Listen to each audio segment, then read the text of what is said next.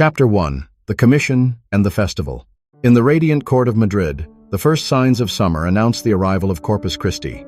It was a time of celebration, when the city was transformed into a stage of devotion and splendor, with streets dressed in ornament and the hum of preparations echoing even through the palace halls. At the royal chapel, the very heart of faith and art, everyone awaited the culmination of the feast, the solemn procession that would unite nobles, townsfolk, and clergy under the reverent gaze of the Blessed Sacrament.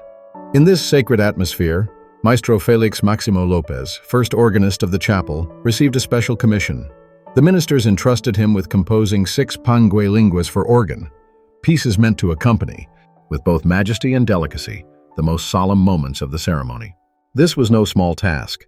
The hymn was one of the most ancient and venerated, a symbol of the Eucharistic mystery and a bridge across generations of musicians, devotees, and the faithful. López felt both the weight of responsibility and the honor of the challenge.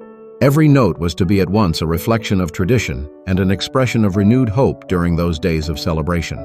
The chapel's very walls seemed to breathe the echoes of past feasts, prayers still floating between the stained glass and the gilded altarpieces.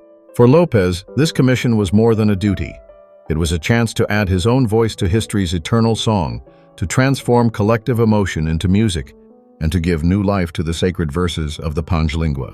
With emotion quickening in his chest, he began imagining the first notes, knowing that his work would carry the devotion of an entire people in the Church's greatest celebration.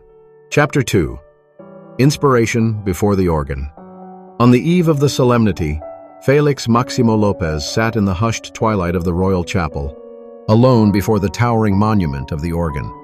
The city slept, yet within him stirred a storm of thoughts, memories, and longings. Before him, the old manuscripts of the hymn Pange Lingua rested upon the stand, silent witnesses of centuries of reverence and beauty.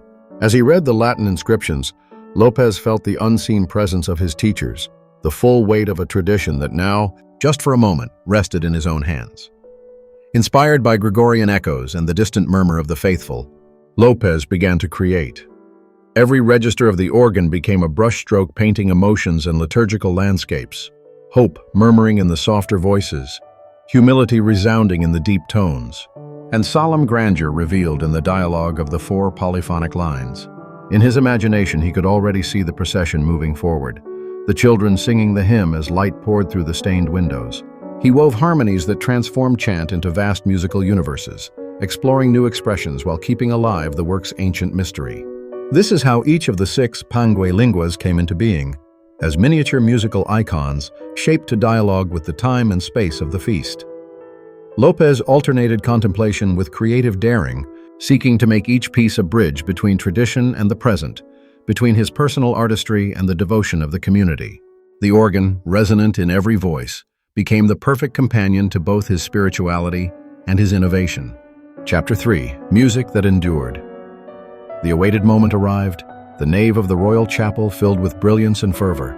The solemn procession advanced slowly, incense perfumed the air, and the liturgical chants rose with a depth that seemed almost mystical. Seated at the organ, Félix Máximo López prepared to give life, for the very first time, to the 6 Pangue Linguas he had shaped with both passion and devotion.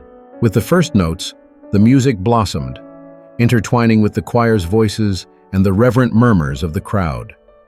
The 4 polyphonic voices, rich in color and nuance, expanded the hymn through the sacred space, building a sonic bridge across generations and emotions present in the moment. Immersed in this unique atmosphere, the faithful felt the music lift their hearts, from the quiet humility of prayer to the shared joy of celebration. When the final piece concluded, López let the echoes mix with the silence and gratitude around him. He felt the same peace and wonder that had filled him the night before, when the works were born. He understood then that his Pangue Lingua had managed to transcend the fleeting, becoming instead a lasting witness to the faith and the history of his time.